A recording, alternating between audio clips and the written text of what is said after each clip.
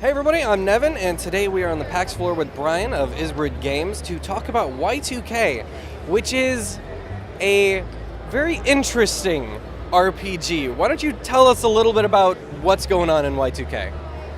Where do we start?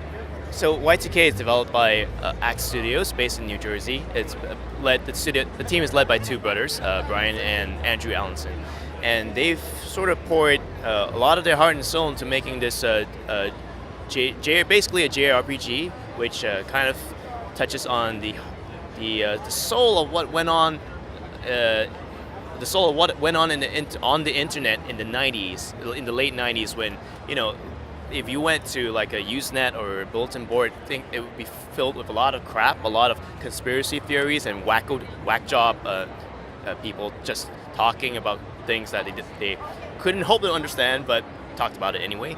So Y2K stars this, it follows the adventures of this guy named Alex, who has just graduated from college, and he is looking to make something out of his life. So what does he do? He goes to these forums, to a specific forum called Onism 1999, to round up a bunch of other similarly disaffected, I want to say hipsters, but that's not quite right. Hipster's the word.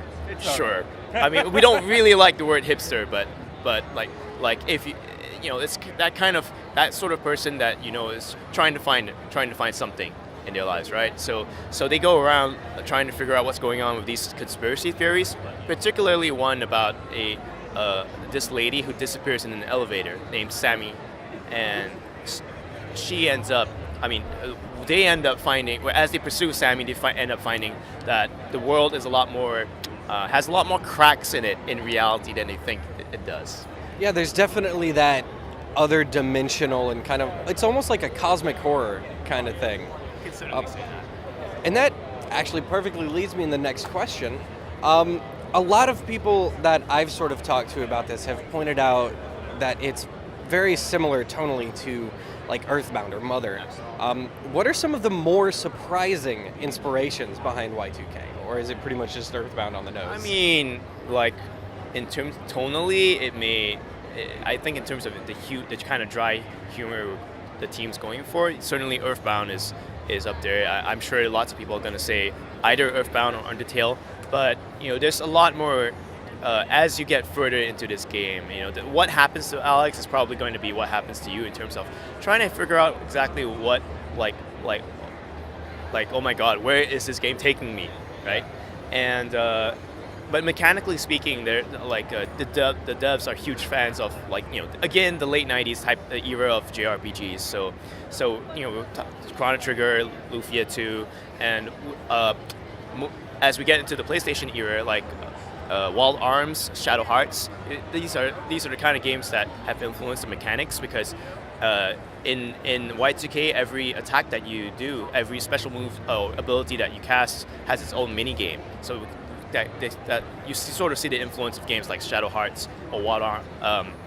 Wild Arms shows up in terms of the environmental puzzle solving. Okay, awesome. There's a lot of weirdness in Y2K.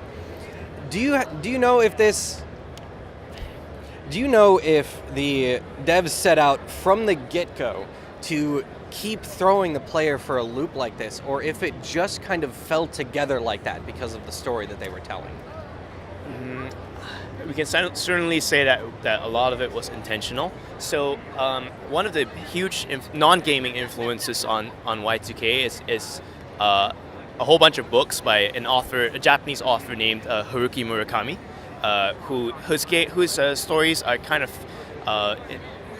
this game, its subtitle is a postmodern RPG, and postmodernism, or some call this style of expression magical realism, it's very present in Murakami's works. Like the idea that something should be rooted in the reality that you live in. You recognize it as, hey, these are the sort of place. These are like malls and shops that I go to, and the forests that I grew up in.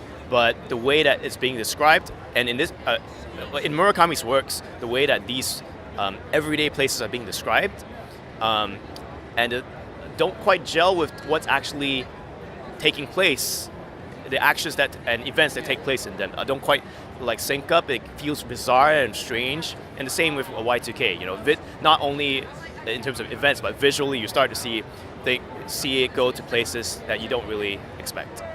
Yeah, I can definitely, like, from what I played, I definitely see that with just the entire factory segment is very, there's a disconnect, and I think you guys have managed pretty well to make that work.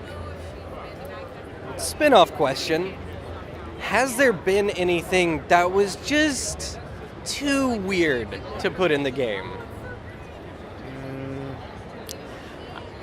We have certainly thrown out a bunch of content, but I think that has more to do with whether it worked well as a puzzle that in terms of gameplay and puzzles that gelled well with the narrative content, as opposed to, oh, this storytelling is too weird or whatever.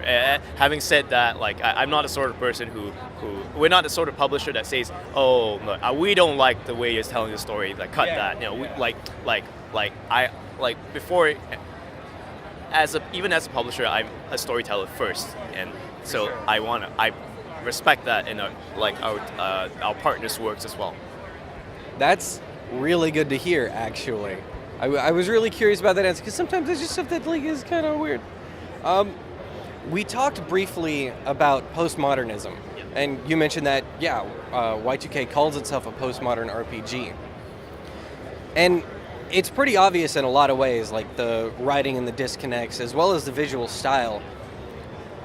But in your mind, what really earns Y2K that subtitle of postmodern?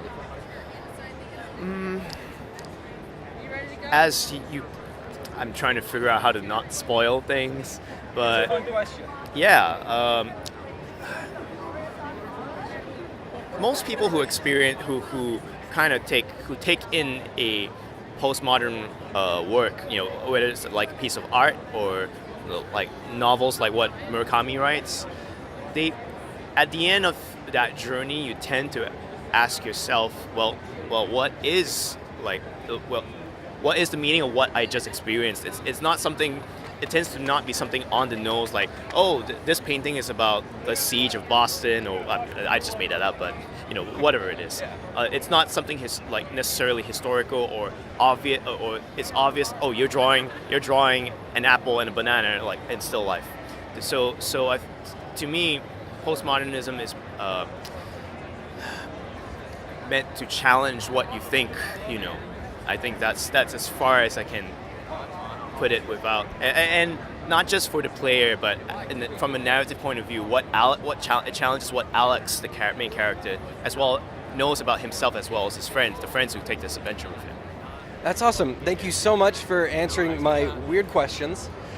If people are interested in Y2K, Ackk Studios, or Ysbryd Games, where can they find you guys and follow for updates? So you can definitely find out more about the game at Y2K, so yiikrpg.com.